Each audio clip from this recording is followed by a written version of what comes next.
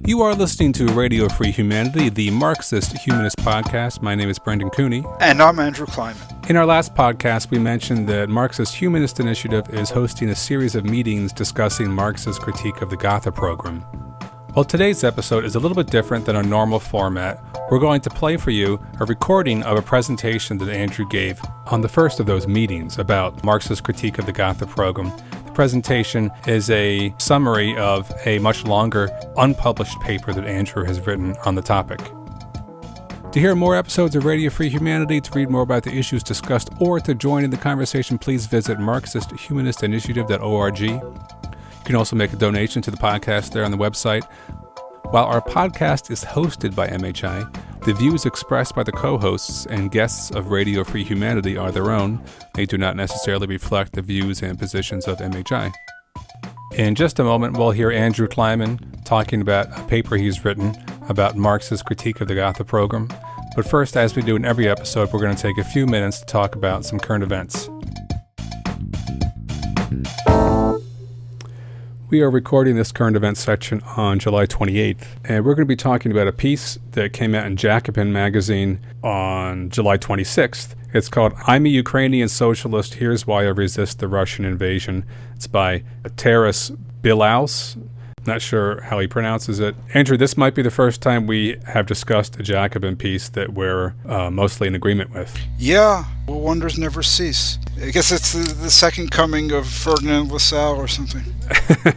This was a surprise to me because we have been criticizing the line of Jacobin, Noam Chomsky, and others in the so-called anti-imperialist left whose perception of the Ukrainian war deprives the Ukrainians themselves of any agency or doesn't recognize their need for self-determination and makes all sorts of apologetics for Russia, focuses all their blame on NATO and the U.S., and even characterizes Russia as having these so-called legitimate security concerns, etc. This is a really stark argument against all those points written by a socialist from Ukraine.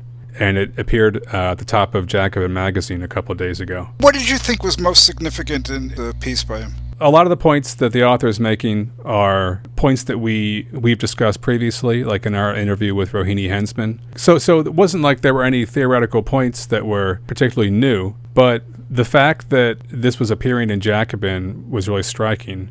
I can only imagine that there's been enough criticism of their line on this that they felt compelled to acknowledge this other point of view. Right, there could be, criticism from outside of their line, and so they decided to present a contrasting view in their pages, or that there is dissension within their milieu, that there are splits going on, and to try to keep peace, they're basically being both sidesist within their milieu. Yeah, I think that latter might be the point. I mean, I'm looking at the Facebook page where they've posted this article, and there are 308 comments, and you hear both sides of the issue for the whole thread. There's a whole bunch of people in agreement with the article, and there are several very loud people not in agreement with the article. Right. I think that, that kind of section of the left is facing trouble. The whole fake anti-imperialist, knee-jerk, anti-American people, they're taking a big hit over this just because Russian imperialist aggression is so blatant with respect to the Ukraine.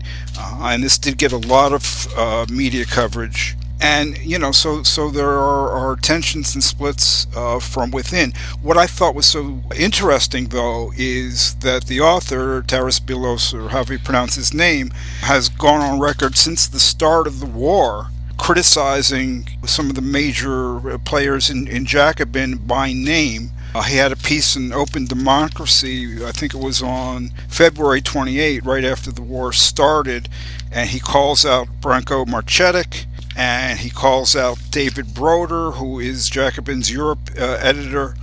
And after talking about what Broder says, he says, this is what he said back in February, Bilaus said, "A large part of the Western left should honestly admit that it completely fucked up in formulating its response to the, quote, Ukrainian crisis."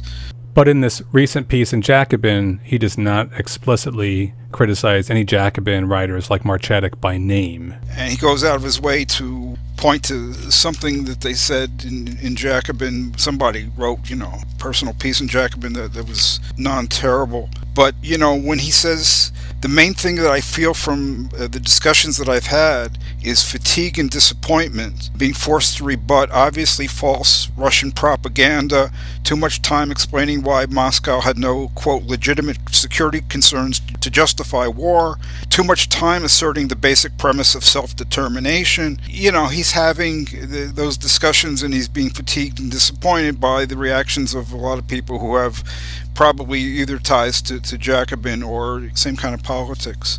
But you can see from his article that there are real tensions in that camp because of what he says about negotiations. He goes into saying, okay, what they're doing now is they're calling for negotiations, which is completely empty. It doesn't mean anything. Even unconditional surrender gets negotiated, right?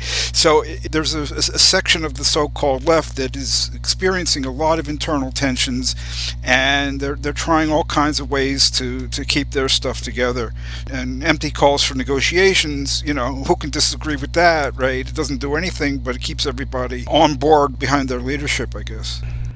Yeah, and this is a guy who's, according to his article, is engaged in, he's serving in the territorial defense forces, so he's presumably going out by the day to defend his country, and then he comes home and has to defend the actions of Ukraine on the internet from all these so-called leftists that are condemning the Ukrainians for resisting Putin's invasion. So I think just the embarrassment of the position of the Putin apologists is just so on the nose, it's hard to ignore it, and I think you're right. There's a real break in the dam here. The thing is that there are very, very deep-seated problems with the left. It's not just like they, quote, fucked up on the Ukrainian crisis. I mean, as he says, he points to what they said about Syria. He pointed to campism. It's very deeply rooted. They're not going to right their ship, so to speak, without a lot of soul-searching, and there will have to be serious splits. I don't know if it's going to come to that.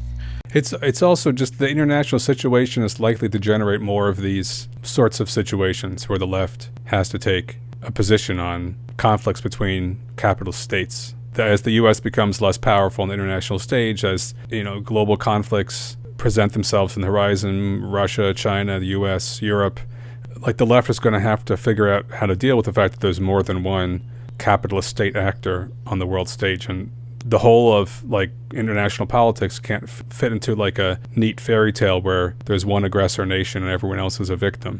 That'll be very interesting. I mean, he takes a very strong position calling for the military defeat of Russia and Putin, and that was not his line at the start of the war. It's not what we said either, because it looked like at that point a pro-democracy movement within Russia might still succeed, and Putin has managed to push the dissidents underground, in prison, in exile, and so forth. And so Taras Bulus says, what we have to do to get democracy in Russia is first we need the military defeat of Russia in this war. Then we may get regime change in Russia and democracy, which is really interesting because it's, for somewhat different reasoning perhaps, it's just like what Karl Marx said about the Civil War in the United States and Irish fight for national self-determination against Britain, shortly after that, and what we in MHI said about Trumpism. I mean, they first have to be defeated, then we're going to get,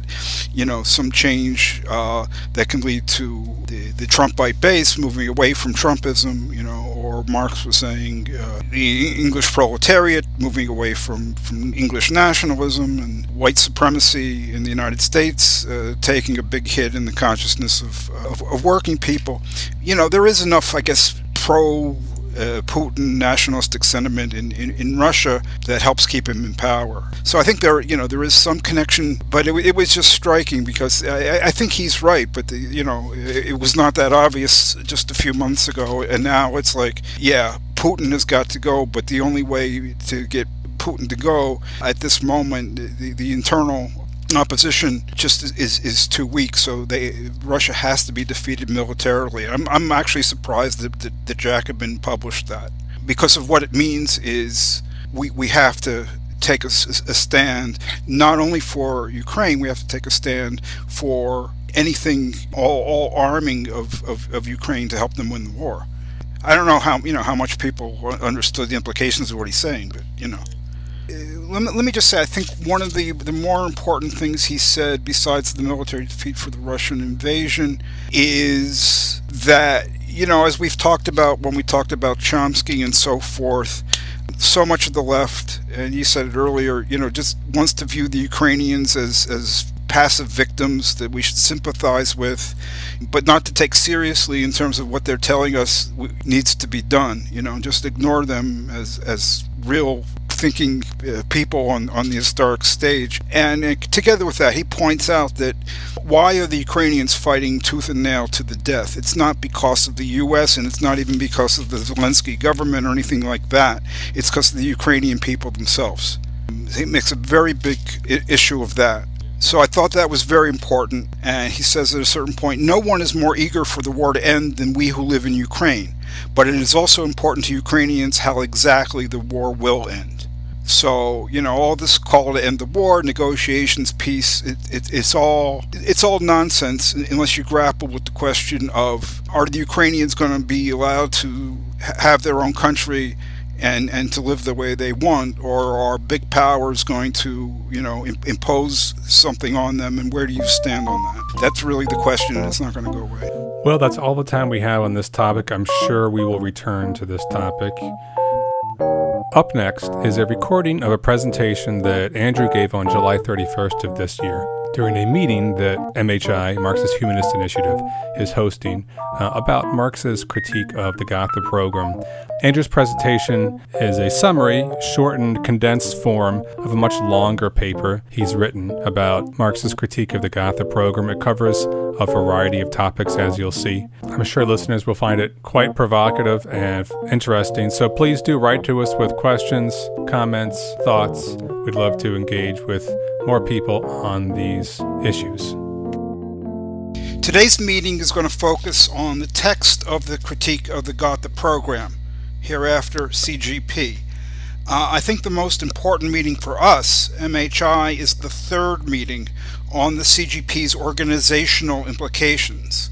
Our organization has a fairly good grasp of the text, but we need to deepen our understanding of Raya Dunevskaya's argument that the CGP created a, quote, new ground for organization, and we especially need to do more to fight for this perspective. And so that's why, even though today's meeting is on the text of the CGP, we've also included Marx's letter to Braca as a reading, to help ensure that our discussion of the CGP doesn't get decoupled from its organizational implications. Marx's new ground for organization is a completely different ground from that of standard Marxism, and indeed from the left generally. For a century and a half, they have prioritized organization building, and for the sake of supposed unity, they've decoupled organization from theory and philosophy. You can think whatever you want. That's your own private business. What is essential is that you subordinate your thinking to the all-important task of organization building.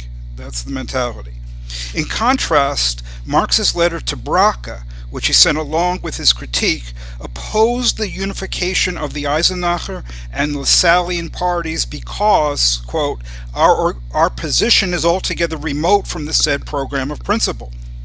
The Gotha Program showed that the Lassalleans were not moving towards Marx's Marxism even a bit. So he thought that unification with them wasn't warranted. Instead, the Eisenachers, quote, should simply have concluded an agreement for action against the common enemy, not unification. It's important today to deepen the fight for the new ground for organization that Dunevskaya identified, because the very future of Marxist humanism hangs in the balance. The clique, headed by Kevin Anderson and Peter Hudis, has been doing a hell of a lot to subordinate Marxist humanism to the organizations and organization-like publications of the mainstream left. It does this by promoting a truncated and abstract version of so-called Marxist humanism. something that sounds nicely philosophical and humanistic, but doesn't concretely posit Marxist humanism as an alternative to the organizational supremacy or politics of the powers that be on the left. Marxist humanism gets turned into mawkish Hutism, and this serves to make Marxist humanism safe for social democracy. It creates a way for people to think whatever they want to be so-called Marxist humanists in their own minds, while subordinating the nicely philosophical and humanistic contents of their minds to the powers that be on the left. We need to double down in the fight against this. The future of Marxist humanism is at stake. And I want to say to the invited guests, I think the most important contribution you can make to a Marxist-humanist discussion of the CGP is to help get the word out that MHI is fighting for a new ground for organization. Beginning with the unification at Gotha, Second International Marxism made a fetish of organization and party building the mass party or building a vanguard organization to lead the mass party. Even the post-Marx Marxists who appreciated spontaneity the most, such as Luxemburg and the Council Communists, did that. None of them recognized that the CGP had created a new ground for organization. Or maybe they did recognize that, but they ignored it. I want to suggest that this failure regarding organization is bound up with their failure to appreciate or build upon the economic theory sketched out in the CGP, its discussion of the transformation of capitalism into communism. And the failure to build upon that had a lot to do with the fact that after Marx's time, monopoly capitalism overtook competitive capitalism. The privileging of organization and the separation of organization from theory and philosophy flowed from a particular economic conception, namely that socialism is essentially just like monopoly capitalism, except that the workers have taken over. Raya characterized that conception as follows in Marxism and Freedom. Quote, Hilferding describes monopolistic control as if it overcame the anarchy of the market. His theoretical conceptions are of a smooth, well-oiled mechanism of events. As monopoly capitalism brought order into the national market, so the workers will take over and bring order out of the anarchy of the international market. Capitalism seemed to Second International Marxists to be organizing the economy, removing planlessness, and thus making it easier for the workers to take over, as if it were merely a matter of replacing one set of office holders with another. Now, if that seems like an exaggeration, listen to what Lenin wrote in The State and Revolution. Quote, We the workers shall organize large-scale production on the basis of what capitalism has already created. A witty German social democrat called the Postal Service an example of the socialist economic system. This is very true. At the present, the Postal Service is a state capitalist monopoly, but once we have overthrown the capitalists, we shall have a splendidly equipped mechanism which can very well be set going by the United Workers themselves, to organize the whole economy on the lines of the Postal Service, all under the control and leadership of the armed proletariat. That is our immediate aim. So, in Lenin's view, workers' political managerial control of the economy is the defining difference between capitalism and socialism. And the reason who controls is the defining difference is that he regards the economy as an essentially neutral set of mechanisms. Once the workers manage these mechanisms in their own interests and organize them even more fully, the result is socialism. Marx had the opposite view. He argued that capital's aim, the ceaseless self-expansion of value, has transformed economic relations to such an extent that the present-day economy is not neutral, but an essentially capitalistic process. And an essentially capitalistic process is not something to take over. It's got to be smashed and replaced by a completely different, human-centered complex of economic relations. Once one abandons Marx's view of the specificity of capitalism, one also abandons the idea that any specifically economic change is needed to transform capitalism into socialism. The transformation is regarded as political, a change in who governs and manages the economy.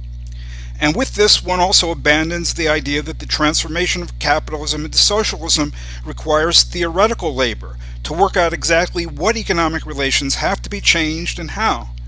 And one abandons the idea that a philosophy of new human relations needs to be front and center in our thinking to ensure that the process of social transformation is actually guided by the goal of creating a new human-centered economy and society. Changes in who governs and manages the economy seem sufficient. In sum, once monopoly capitalism is regarded as the same thing as socialism, except that the wrong class is in control, the difference between capitalism and socialism is reduced to the difference in who controls. So economic transformation is also reduced to the issue of control, taking power over essentially neutral economic mechanisms. There's no role for theory or philosophy here. Taking power is the key thing. And the key thing needed to take power, of course, is organization. So organization building becomes the central element needed to move from capitalism to socialism. Organization building decoupled from theory and philosophy. That's their view. Hey, we're going to return to this conversation in just a moment, but first, as we do in every episode, we're going to take just a few minutes to hear from Anja Clark, Organizational Secretary of Marxist-Humanist Initiative, the organization which sponsors this podcast.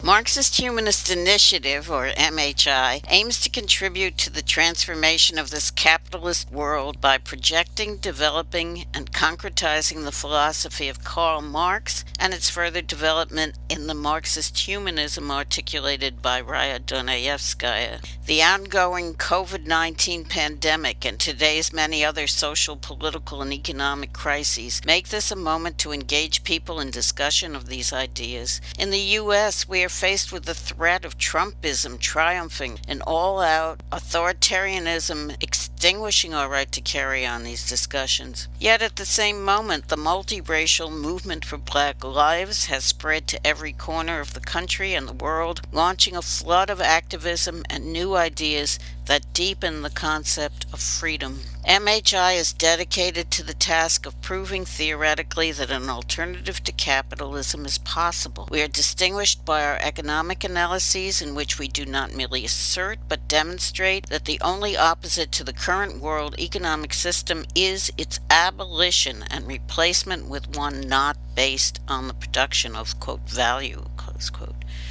Because capitalism cannot be fundamentally reformed, attempts to reform it lead to an intensification of state capitalism, not to socialism.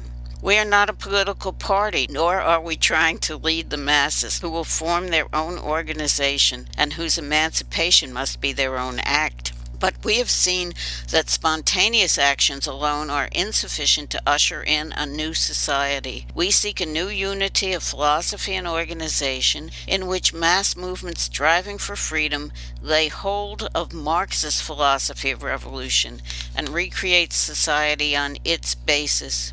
Our ideas and actions, as well as our structure and rules, are guided by the interests of working people and freedom movements of people of color, LGBTQ people, other minorities, women, youth, and all those around the world who are struggling for self-determination in order to freely develop their own human natures. We have no interests separate and apart from theirs. To this end, we open our website to the widest possible dialogue with people around the world. We intend to practice as well as espouse a two-way road between our organization and people outside it as essential to developing a single dialectic in the relationship of theory to practice, and as the way to assure the survival of Marxist humanism. Please join us.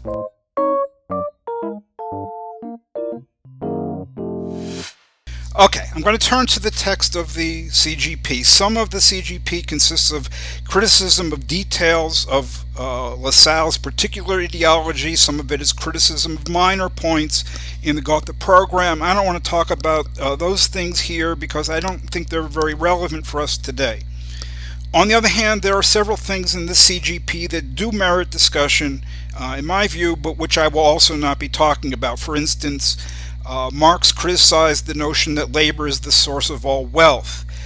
He said that the program's call to eliminate all social and political inequality was like a call to abolish slavery on the grounds that the feeding of slaves cannot exceed a certain low maximum. And Part 4 of the CGP contains important points about the state. It's not something neutral or independent. Existing society is its basis. And he said that freedom consists in converting the state into an organ that's completely subordinate to society. I think things like this do merit discussion, but I just won't be talking about them here simply because I don't have time. I want to focus on what the CGP says about differences between capitalism and communism, and about what's got to be changed to transform capitalism into communism.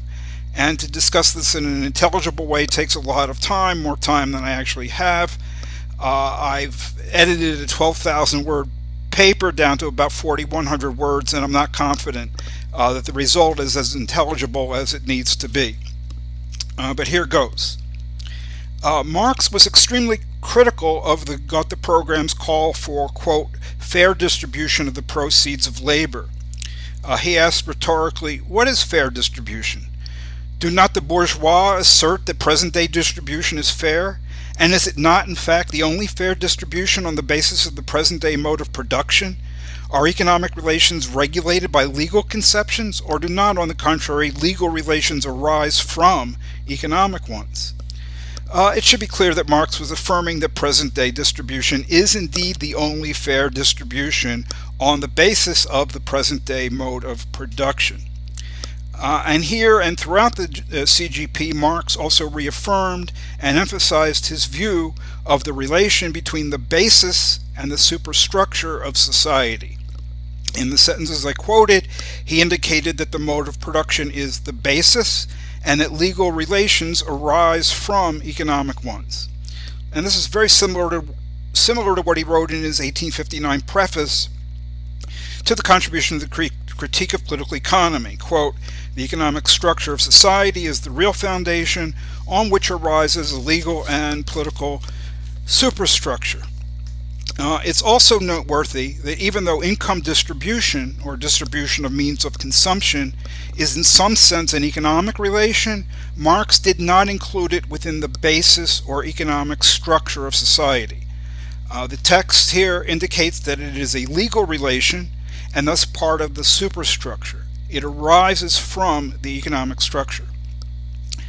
Closely related to Marx's view that superstructural relations arise from those of the economic basis is his further contention that the former, superstructural relations, correspond to the latter, the basis. He criticized the draft program for treating relations of distribution as independent of, rather than dependent upon, the mode of production, and therefore for portraying redistribution as the crux of socialist transformation. And he asked, after the real relation has long been made clear, why retrogress again? Okay, Marx's discussion of communist society begins as follows, quote, within the collective society based on the common ownership of the means of production, the producers do not exchange their products.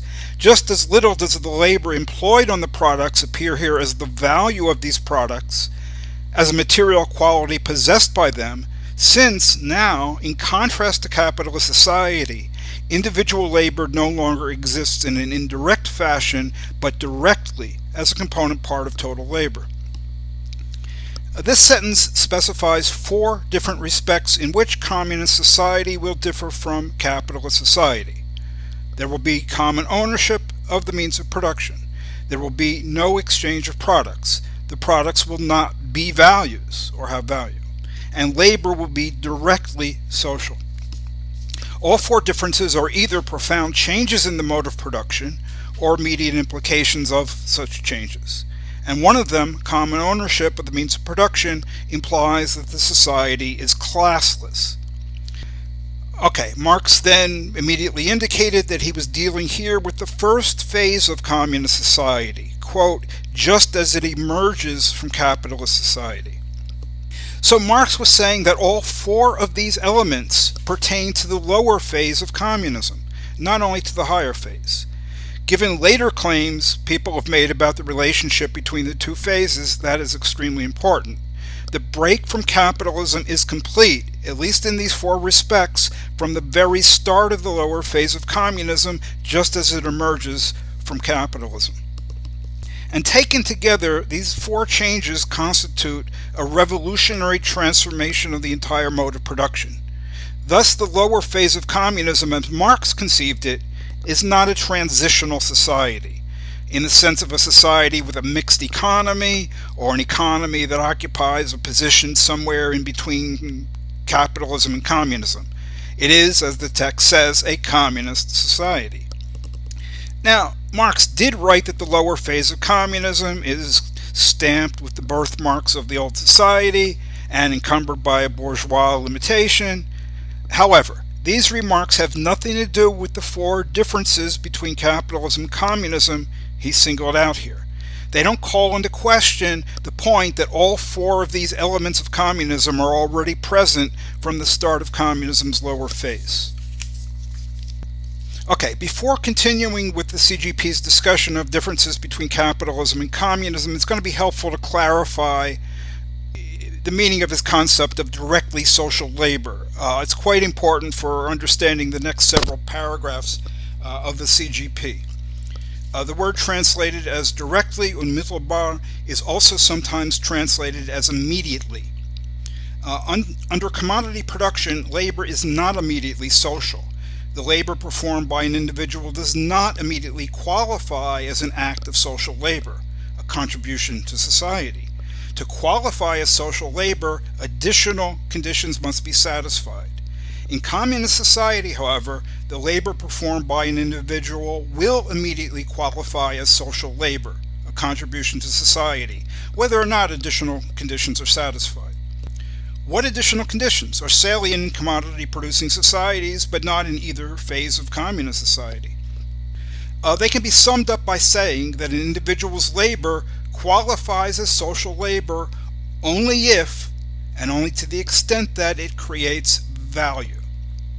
And an individual's labor creates value only to the extent that it is socially necessary.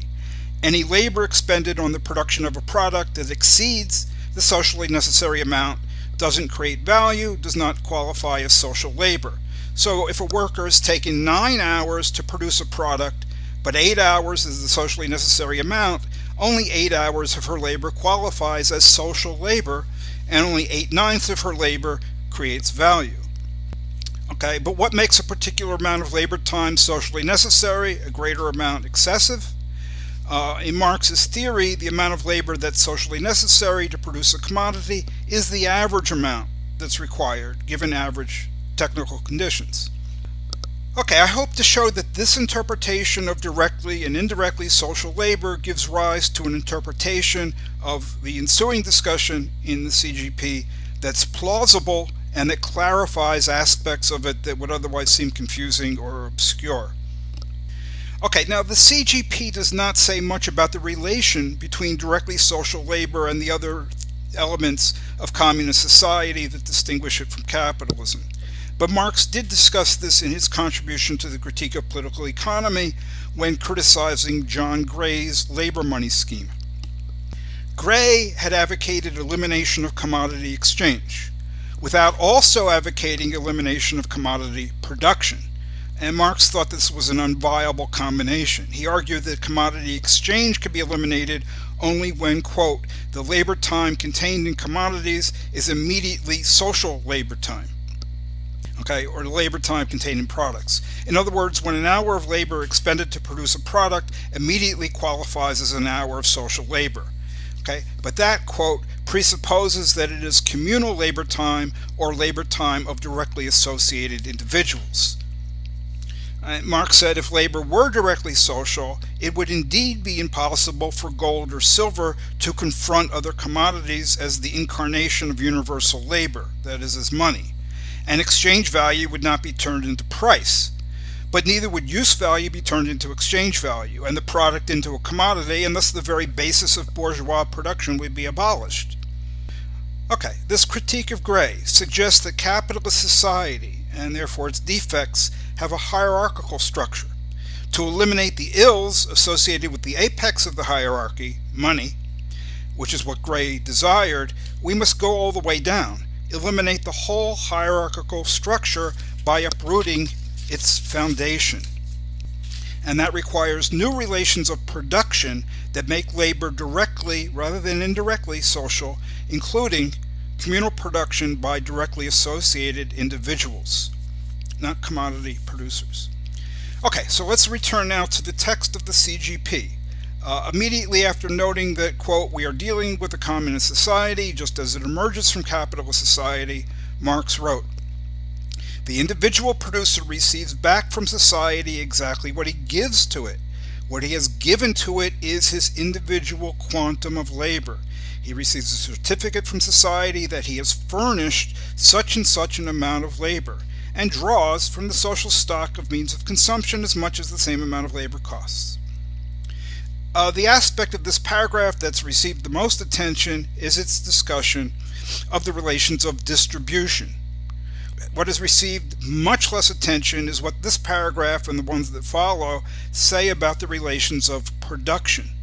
Perhaps what he has given to it is his individual quantum of labor, and instances in which Marx wrote in the same paragraph that labor is what the producer gives, contributes, furnishes.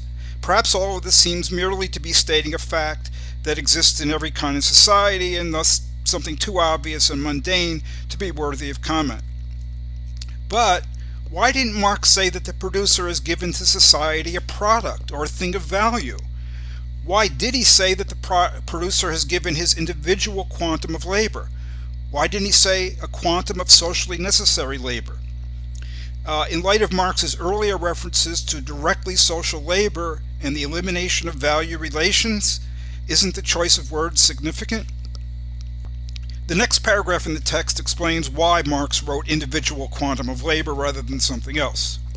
Quote, here obviously the same principle prevails as that which regulates the exchange of commodities as far as is the exchange of equal values.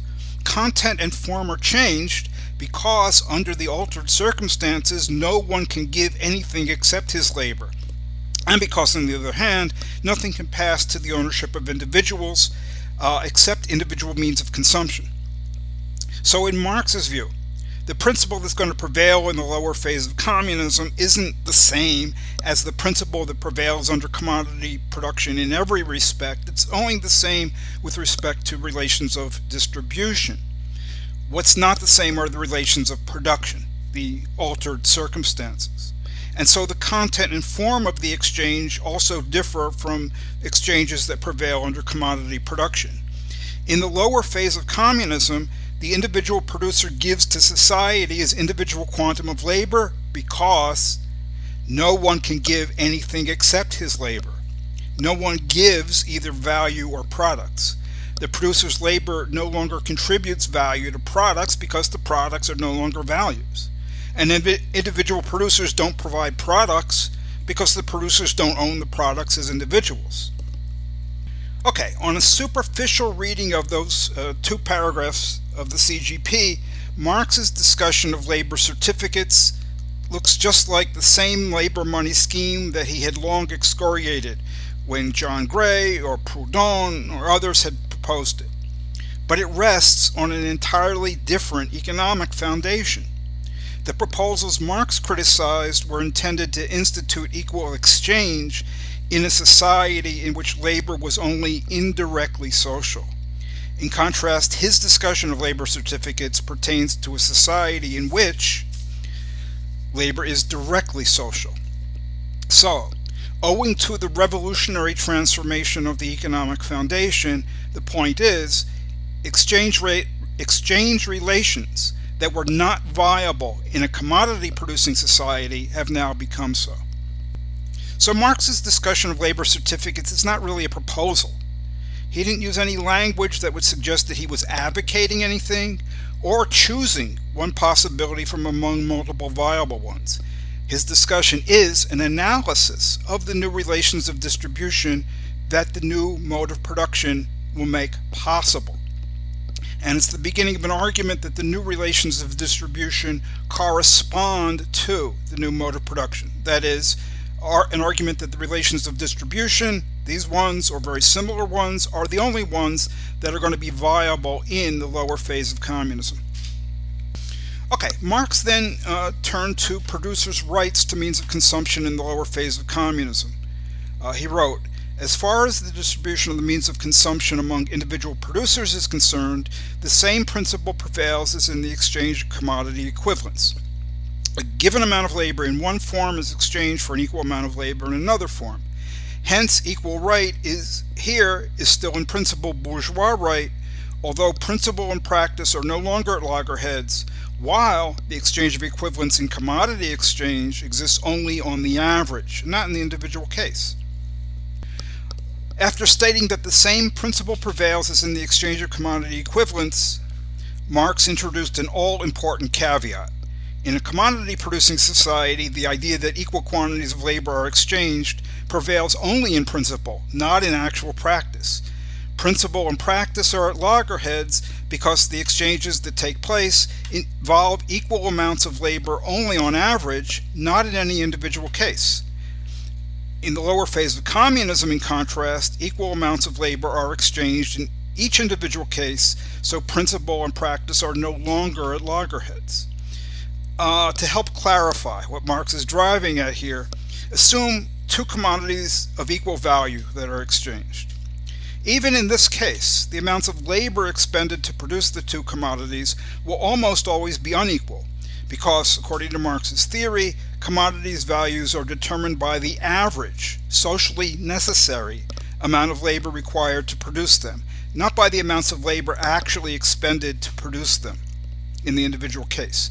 For example, if 10 labor hours is the socially necessary amount of labor needed to produce either 20 yards of linen or one coat, the linen and the coat are of equal value.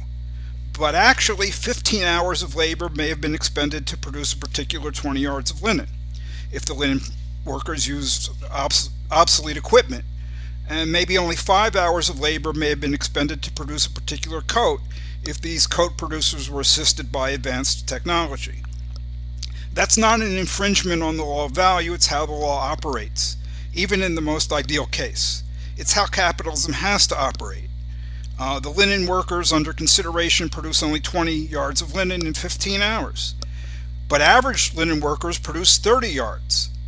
If the capitalist system were to recognize the former workers as having created as much value as the latter create, it would be subsidizing and incentivizing technological backwardness and inefficiency. And if it did that regularly throughout the economy, it would soon collapse. Another implication of the law of value is that if the 20 yards of linen exchanged for one coat, the linen workers who work for 15 hours have not been cheated or exploited by the coat producers who work for only 5 hours. The linen workers receive an amount of value equal to the value of the linen they exchange for the coat. Yeah, the linen workers are victims, but what's victimizing them is not the exchange process. They're victims of a society in which one's contribution to social production depends on the number of products one produces and the amount of value one creates, which in turn depends on your access to technology, your training, your abilities, and on whether your product is a social use value. Marx was therefore suggesting that in the lower phase of communism, things would be different in this way. If a worker worked for 15 hours, all of that labor would immediately qualify as social labor, irrespective of the vintage of the equipment with which she worked, the amount of products she produced, and so forth. And the value of what she produced would also not matter, since value relations wouldn't even exist. This is a difference in the relations of production, in particular a difference between directly and indirectly social labor.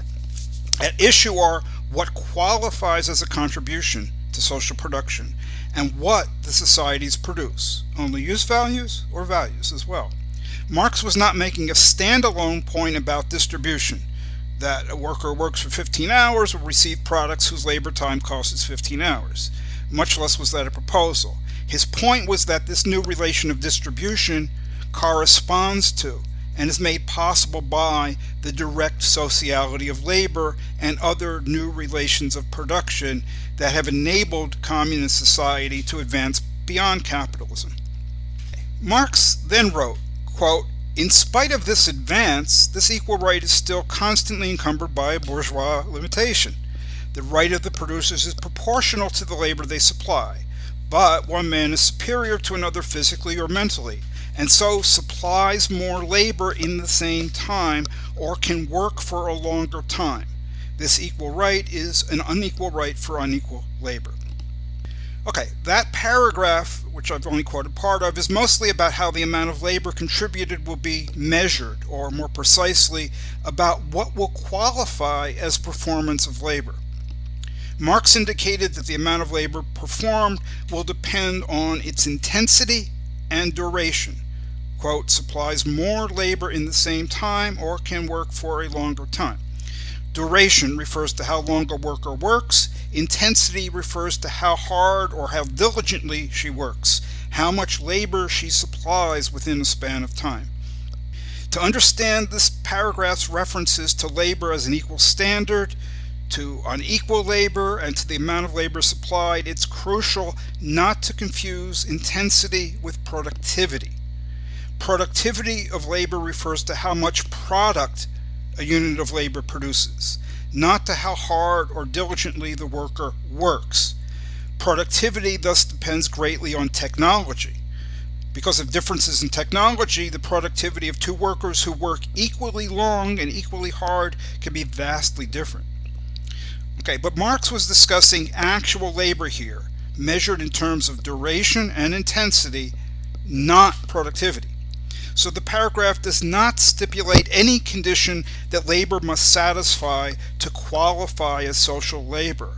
It does not say that the worker's contribution to society depends on how much product she produces. Instead, Marx was saying that there will be equal right for equal quantities of labor, actual labor that has been contributed. The phrase unequal right for unequal labor doesn't contradict it, it's corollary.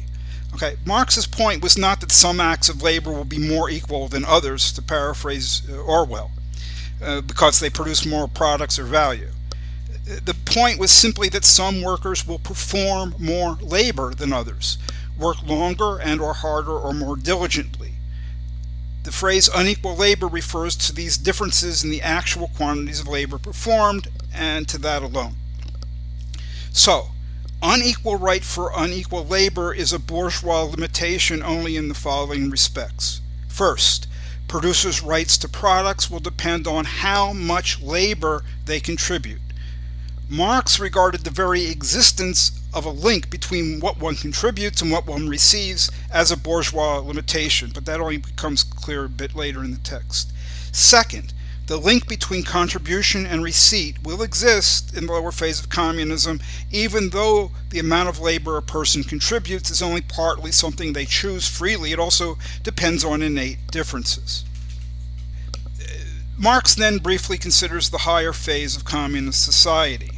He argued that the higher phase requires further revolutionary transformations of the mode of production. They don't replace the communist mode of production of the lower phase with a different one. There are additional differences from what exists under capitalism. Marx specifies the following further transformations: an end to all divisions of labor, including between mental and manual labor, transformation of the nature of work, so that it becomes life's prime want instead of a necessary burden. Further development of the forces of production, including both technological development and all-round development of individuals, and an increase in production. What was Marx driving at here? It becomes clearer when we reflect on his point that the distributive principle, from each according to his abilities to each according to his needs, that can prevail, he says, only after the mode of production has been further transformed in the above ways. So what exactly is the meaning of the distributive principle when it's understood in light of that requirement? Why are the further transformations required? And what degree of transformation is required? In the lower phase of communism, the capitalist mode of production is completely overcome. But there's still a link between what one receives and what one contributes. Marx was now envisioning instead the achievement of a society in which that link can finally be broken. Everyone will contribute according to their abilities without regard to what they receive in return. And they will receive in accordance with their needs, without regard to what they have contributed. That's the literal meaning of the distributive principle in question. In light of Marx's earlier statement that equal right for equal labor is a bourgeois limitation from which the lower phase of communism suffers, I think that's the only plausible way to read this. And gigantic transformations of the mode of production would be needed in order to break the link between contribution and receipt.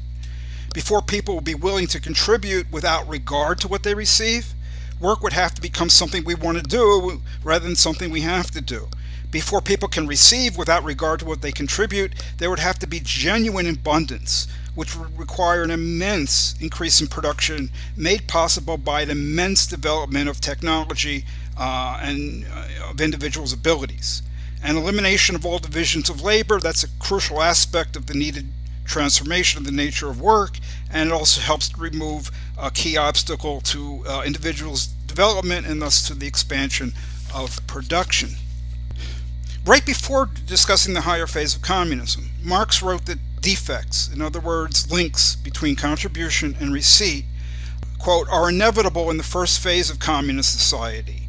Right can never be higher than the economic structure of society and its cultural development, which this determines. This remark was a fitting culmination of his whole discussion of the revolutionary transformation of capitalism into communism. It pithily summarizes his concretization of the base superstructure relation with respect to production and distribution, how production and distribution are related in capitalism, in the lower phase of communism, in the higher phase. In all three cases, rights to the product are only as high as society's economic structure. Present-day distribution of income corresponds to the present-day mode of production. That's fair distribution given the capitalist mode of production. Income distribution in the lower phase of communism will be based on the amounts of labor workers perform. That'll be fair distribution given the degree of development of the communist mode of production in its lower phase. Income distribution in the higher phase of communism will be based on need and decoupled from individuals' productive contributions. And that will be fair distribution given the degree of development of the communist mode of production in its higher phase. There's only one little remaining discussion of the transformation of capitalism into communism apart from passing remarks in the CGP. It comes near the end. Marx wrote, quote, "Between capitalist and communist society lies the period of the revolutionary transformation of the one into the other. Corresponding to this is also a political transition period in which the state can be nothing but the revolutionary dictatorship of the proletariat." The meaning of this statement has been the subject of considerable controversy. Much of the controversy stems from failure to recognize that the CGP had argued earlier that with respect to society's mode of production, the break from capitalism is complete from the start of the lower phase of communism. Phrases like same principle and defects, bourgeois limitation, they do not imply that vestiges of the capitalist mode of production persist. Failure to appreciate this crucial fact has led to the strange conclusion that the lower phase of communism is somehow not a phase of communism. It's misconstrued as something that exists between capitalist and communist society, and thus as a phase in which the state continues to exist.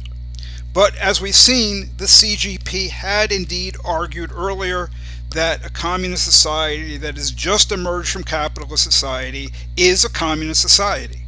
It's not a transitional society, it's not one with a mixed economy. Its economic structure is fully communist. Given this fact, the controversial sentences become unambiguous and precise. The period of revolutionary transformation between capitalist and communist society precedes the lower phase of communism, which is part of communist society.